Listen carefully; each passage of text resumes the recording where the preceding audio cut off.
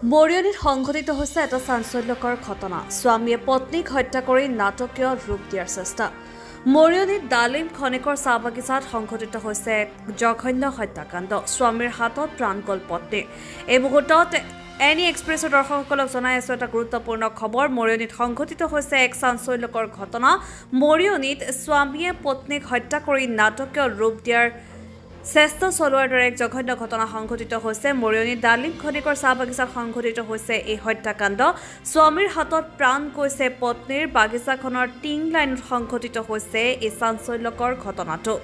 জিতেন্দ্ৰ ফুলমালীয়ে নৃশংসভাৱে হত্যা কৰিছে পত্নী নিৰুপমণি ফুলমালীক। আমি পুনৰ জনাইছো, জিতেন্দ্ৰ ফুলমালীয়ে নৃশংসভাৱে হত্যা কৰিছে পত্নী নিৰুপমণি ফুলমালীক।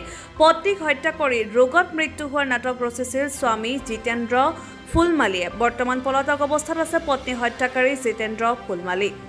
মৰিয়নীৰ পৰা সূৰ্য দাসৰ ৰিপৰ্ট, এনি এক্সপ্ৰেছ। কালি ৰাতিপুৱা কাজিয়া লাগিছিলে। আমাৰ ভণ্টি পইচা থৈছিলে। তাৰপিছত জোঁৱাইটো ক'লে যে পইচাটো মোক কেইটকামান লাগে। তাৰপিছত ভণ্টি ক'লে যে বোলে নাই, বোলে পইচাটো মই বোলে সি ডাঙৰ ছোৱালীটো আনিব লাগে, পইচাটো মই তালৈকে থৈছোঁ।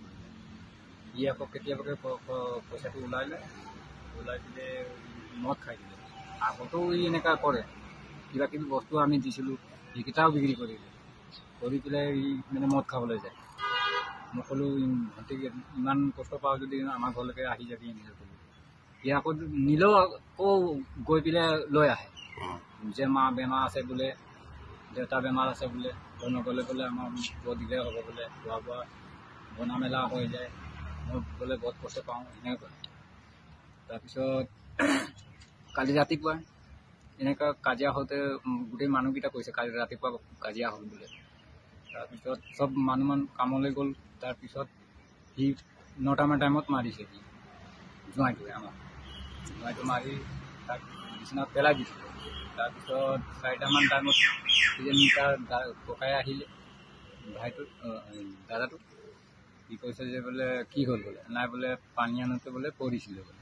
আকৌ ফোন কৰিছে বোলে, আমাকো এনেকুৱাই ক'লে যে তহঁতৰ ভণ্টি বোলে পানী আনোতে বোলে পৰিলে, প্ৰেছাৰ আছে নেকি এনেকৈ ক'লে। আমি ক'লোঁ প্ৰেছাৰটো আগৰ এনেকুৱা আমাৰ ইমান দিন থাকিলে ঘৰত প্ৰেছাৰ চেছাৰ নাই, ইমান ধুনীয়া কাম কৰে। তাৰপিছত এনেকৈ ক'লে। তাৰপিছত আমি চিভিলত নিছোঁ বোলে, তহঁতি আহি যাব এনেকৈ।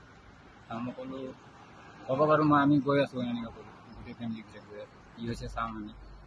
তাৰপিছত ককাই ক'লে, তাৰপিছত 1.5 ঘণ্টাৰ পিছত আকৌ ফোন কৰিলে আমাক, যে কৈছে লৈছিলোঁ বোলে তহঁতৰ ঘৰত নিবলৈ নাই বোলে এনেকৈ ক'লে। তাৰপিছত আহি পেলাই চাইছোঁ মুখত একদম পূৰা তেজ ওলাই আছে। একদম মানে ৰাতিপুৱা 9টামান টাইমতে মাৰিছে। মাৰি পেলাই সেই মানুহটো নাই, 9টা বজাৰ আগলৈকে নাই, পলাই দিলে। 9টা বজাত মানে পিছত নাই, মানুহটোৱে নাই। আৰু ঘৰৰ মানুহবোৰ আছিলে আৰু ঘৰৰ মানুহকেইটা আছিলে, বুঢ়াটো আৰু বুঢ়ীটো বাৰাণ্ডাত শুই আছিলে 7টামান টাইমত। আমি আকৌ আহি পালোঁ। তাৰপিছত কৈছোঁ যে কেনেকুৱা কি হ'ল। বুঢ়ীটো আৰু বুঢ়াটো উঠি পেলাই কোনফালে পলালে জানো, গমেই নাপালোঁ। কি আছে আপোনাৰ ভণ্টিৰ নামটো কি আছিলে? নিৰুপমণি ফুলমালী। আৰু মানুহজনক এই জিতেন্দ্ৰ ফুলমালী। মানে এইটো মাৰি পেলালে? মাৰি পেলালে। পুলিচে বিচাৰি নাপালে তেওঁক? নাই। আমিও কেইবাজনক সুধিলোঁ, বোলে দেখা নাই বোলে এনেকুৱা। ৰাতিপুৱা 9টামান টাইমতে গ'লোঁ।